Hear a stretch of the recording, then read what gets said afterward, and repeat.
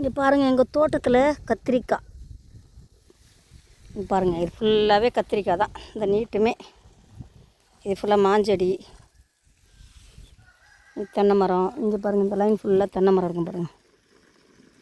Mahogany இருக்குது பாருங்கள், மகோனின்றாங்க, mahogany. இது ஃபுல்லாகவே மாஞ்செடி, தென்னை மரம்.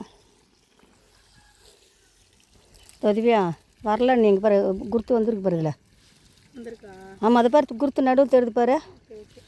வந்திருக்கேண்ணா. பாருங்க கத்திரிக்காய் கலர் எப்படி இருக்குது பார்த்தீங்களா? இங்கே பாருங்கள் தக்காளி தோட்டம். கொஞ்சம் கொஞ்சம்மா மிளகா நாற்று வர வந்துட்டு வந்துட்டோம்மா. இங்கே இல்லைம்மா, அங்கே அங்கே வச்சுட்டு வந்துட்டேன். சரி விடு, சனிக்கிழமை வரப்போகிறோம்ல, எப்படி இருக்குமோ தெரில, வருமோ வராதோ.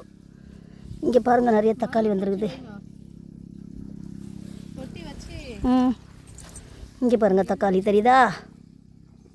இங்கே பாருங்கள் அழகாக இருக்குது. இந்த இங்கே 2 தக்காளி வருது. அந்த இதுவும் நிறைய தக்காளி இருக்குது. இங்கே பாருங்கள் தக்காளி. இந்த செடியிலையும் தக்காளி இருக்குது. இது மொத்தமே கத்திரிக்காய் தக்காளி. அந்த சைடு மிளகா வச்சுருக்குறோம். அப்பா இங்கே பாருங்கள், இங்கே ஒரு கத்திரிக்காய். திவ்யா பூச்சி வந்துச்சு திவ்யா, அதில் எடுத்துடுற இது. அதுதான் உஷாராக பார்க்கும், இதுங்க பூச்சி வராத அளவுக்கு. இங்கே ஒரு கத்திரிக்காய் பாருங்கள், இது ஒரு கத்திரிக்காய். இதோ வர ஒரு நிமிஷம். ஆமாம் இருக்கும், யாராவது தொங்குதுனாவே அது பூச்சி இருக்கும். அதில் இருக்காது, இந்த மாதிரி தொங்குச்சுனாவே இதுக்குள்ளே புழு இருக்கும். நம்ம பார்த்து எடுத்துணும் அதை. இந்த தக்காளியில் அப்படியே தொங்கி போய் தண்ணி நல்லா பாய்ச்சி பாருங்கள். இது மொத்தமே கத்திரிக்காய், மிளகாய். ஒரு மிளகாய் பூ வந்துருக்கு பாருங்கள் அழகா. எதுனே தக்காளி வந்துருக்கு. இங்கே பாருங்கள் நல்லா வெயிலில் வந்திருக்கும். இதோ 2 தக்காளி.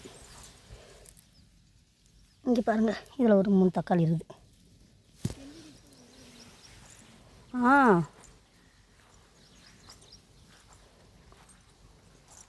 இது எல்லாமே கத்திரிக்காய் தான்.